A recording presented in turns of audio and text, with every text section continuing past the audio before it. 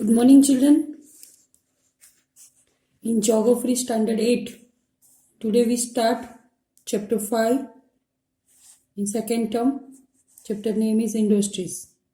Hope all you are aware with the word industries. हम रोज कहते हैं कि बिग बिग इंडस्ट्रीज होते हैं, फैक्ट्रियाँ जो होते हैं. यहाँ पर आपको पिक्चर से भी दिखता है कि बिग जो इंडस्ट्री होती है, मतलब जो छोटी शॉप होती है, दुकान होती है, उसके सामने जो बिग बिग कंपनियां होती है, उससे भी बिग इंडस्ट्री. वहाँ बहुत सारे, यहाँ देखो आपको दिख रहे चिमनी से धुएं निकल रहे हैं, ऐसे साथ में ये इंडस्ट्रीज का पिक्चर बताया है. यहाँ पर ओपनिंग है कि journey begins and paper made recycle. Here we start with the chapter. Now in your notebook write down chapter 5 industries. Children, have you ever given a thought to the fact that the in the notebook, this notebook you use for writing, we use the notebook for writing. So where this notebook came from? After a long process of manufacturing. तो ये जो book है कहाँ से आई है, कैसे बनी होगी? तो बुक को हम देखते हैं, पेज होते हैं, पेज को टाई करके बुक का फॉर्म करा है. तो ये सब लॉन्ग प्रोसेस ऑफ मैन्युफैक्चर होकर लॉन्ग प्रोसेसिंग उसके ऊपर होने के बाद ये बुक बनी है. आप जो जिसमें राइटिंग कर रहे हैं वो book long process of manufacturing. तो जो after long process of manufacturing we get this book. It started its life as a part of a tree. तो हम पहले पूरी हिस्ट्री देखेंगे. हिस्ट्री मतलब ये बुक कहाँ से आई, हिस्ट्री ऑफ टेक्स्ट बुक या बुक नोटबुक. तो इट्स कम फ्रॉम फर्स्ट, उसकी जो हम लाइफ कहते हैं, तो first a tree. It was cut down. Tree को, एक ट्री है, इसको कट डाउन करा and transported to the pulp mill. फिर वो गए पल्प मिल. आप कहते हैं मिल, जो बड़ी मिल होती है, जैसे क्लोथ मिल होती है वैसे. तो ये जो ट्री था, वुड पल्प, उसका जो मावा बोलते हैं, छीलने के बाद जैसे हम घर में फर्नीचर बनाते हैं, तो जो उसको रंधे से कर वो जो उसके निकलते हैं वुड के में, वो पल्प मावा कहते हैं.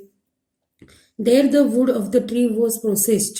फिर ये जो वुड पल्प है उसका प्रोसेसिंग होता है. प्रोसेस पर कहाँ होता है? मिल के अंदर एक प्लेस है, उसको मिल कहते हैं. वहां पर ये जाता है ट्री का वुड पल्प, और वहां पर प्रोसेस्ड होती है and converted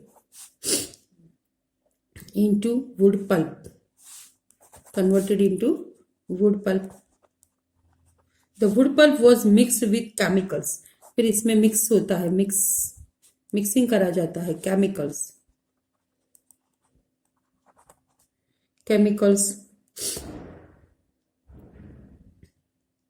and finally change into paper. तो वुड पल्प के अंदर केमिकल मिक्सिंग होते हैं और लास्ट में जो मिलता है उनको पेपर मिलता है. और ये पेपर, उसके ऊपर मशीन, पेपर कहाँ से मिलता है? मशीन से. This paper found its way to press where ink made from chemicals was used to print and lines on the pages. तो ये जो पेपर होता है ये ब्लैंक होता है, उसके ऊपर हमको प्रिंट करवाने के लिए लाइन करनी होती है, कलर करना होता है. ये सब प्रोसेस होता है, ये सारा प्रोसेस होता है. उसके बाद ये सब उसके अंदर होने के बाद ये जो आप लाइनिंग वाला पेज, ये जो रेड कलर के यहाँ पर जो होते हैं, रेड कलर यहाँ दिखते हैं आपको, मार्जिन, ये रेड कलर, ये सब इंक, ये सब उसके ऊपर प्रोसेसिंग होने के बाद हमारे को ये पेपर मिलता है. This paper found its way to the press, where ink made from chemicals was used to print the lines on the pages. The pages were then bound in the form of a notebook.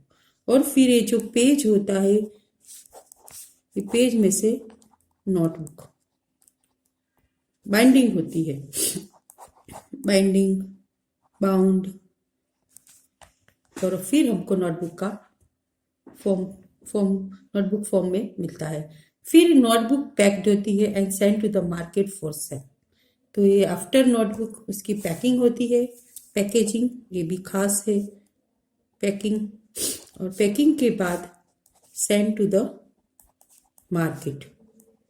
तो इतना सारा process होता है to get, इतनी सारी processing होती है, notebook market में जाती है सेल के लिए, finally it reach your hands.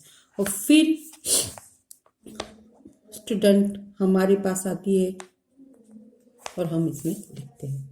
तो फर्स्ट ट्री होता है, उसमें कट डाउन होती है, पल्प मिल मिलता है, प्रोसेसिंग होती है मिल में और मशीन के द्वारा, और फिर इसमें वुड पल्प मिलता है, वुड पल्प में मिक्सिंग होते हैं केमिकल्स, फिर मशीन से पेपर मिलता है और पेज बनता है। पेपर में से जो एक एक पेज होते हैं वो ink, print, line, colour use होकर फाइनली बाउंड फॉर्म में तो नोटबुक मिलती है, और नोटबुक फिर फाइनली पैकिंग होकर send to the market and then we get this book in your hand. तो all this is secondary activities manufacturing change raw materials into products of more value of to people। अभी हम पहले भी आपने chapter में देखा होगा primary activity, secondary activity and tertiary activity. पर जो सेकेंडरी एक्टिविटी, प्राइमरी एक्टिविटी क्या होती है, नेचुरली जो हम वस्तु, जैसे पेपर नेचुरली नहीं है, इसमें प्रोसेसिंग होने के बाद आया, पर ट्री हमारी प्राइमरी एक्टिविटी है, हम ट्री, पर यहाँ पर जो इंडस्ट्री में होती है वो सेकेंडरी एक्टिविटी, कहाँ प्रोसेसिंग होता है ट्री के ऊपर, तो सेकेंडरी एक्टिविटी बन जाती है। और मैन्युफैक्चरिंग चेंज, तो वो सेकेंडरी एक्टिविटी क्या करती है, जो ट्री का जो फॉर्म होता है वो पूरा चेंज हो जाता है और वो उसका नया, और क्यों प्राइमरी एक्टिविटी ट्री से हम नहीं लिख सकते, पर उसके ऊपर प्रोसेसिंग होने के बाद यही प्राइमरी एक्टिविटी सेकेंडरी में बन जाती है। पर वो कौन सी जगह पर होती है, एक प्लेस, मिल कहा हमने, फिर कोई एक प्लेस होती है फैक्ट्री, और कोई ऐसी एक जगह होती है जहाँ वहाँ प्रोसेसिंग होती है। वैसे वो जो चीज बनती है, प्रोडक्ट हमारे पास जो आती है नोटबुक, वो वैल्यू टू द पीपल के पास वैल्यूएबल होती है। As we have seen pulp was changed into paper and paper into a notebook. This represents the two stages of manufacturing process. आपको यहाँ पर पिक्चर में दिखा है, चैप्टर में ट्री है, ट्री से जर्नी बिगिंस होती है और finally we get the page made recycle, और फिर रिसाइकिल होती है। The paper made from pulp and made from cotton have had value added to them at each stage of the manufacturing process. In this way, the finished product has more value and utility than the raw material that it is made from. तो ये हमको खास ध्यान रखना है student कि जो primary activity मतलब कि जो हमारे पास ट्री था नेचुरली, पर ट्री की वैल्यू इतनी नहीं है जितनी की सेकेंडरी एक्टिविटी, और अनदर नेम है मैन्युफैक्चरिंग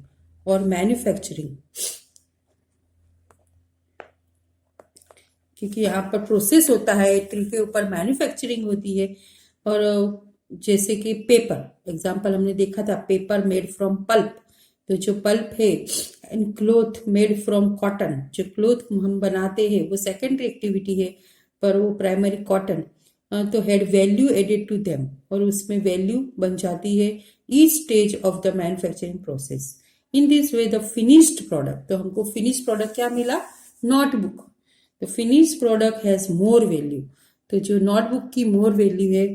पर ये हमारे पास जब नोटबुक आती है तभी हम इतना सारा प्रोसेस ध्यान में नहीं देते हैं कि कौन से स्टेज पर से आकर प्रोसेसिंग होकर नोटबुक हमारे हाथ में आई। जब क्लोथ हमारे पास आते हैं तो हम क्लोथ की वैल्यू, हमारे पास क्लोथ की वैल्यू बहुत है, क्योंकि क्लोथ इज यूटिलाइज, हम यूटिलिटी करते हैं, इसको यूज करते हैं, नोटबुक की यूटिलिटी करते हैं, पर हम ये नहीं सोचते कि क्लोथ के जो ये प्रोसेस है, सेकेंड मैन्युफैक्चरिंग, सेकेंडरी एक्टिविटी कि जो ये कहाँ से क्लोथ कॉटन से आया है, उसके ऊपर प्रोसेस है, वो सब हम नहीं सोचते, पर हम finally secondary activity manufacturing notebook, और जो हमारा फॉर एग्जांपल कॉटन में से क्लोथ मिला, तो क्लोथ और नोटबुक की वैल्यू ज़्यादा बन जाती है क्योंकि वो यूजेबल है और इसकी यूटिलिटी है more value than the raw material that is made from.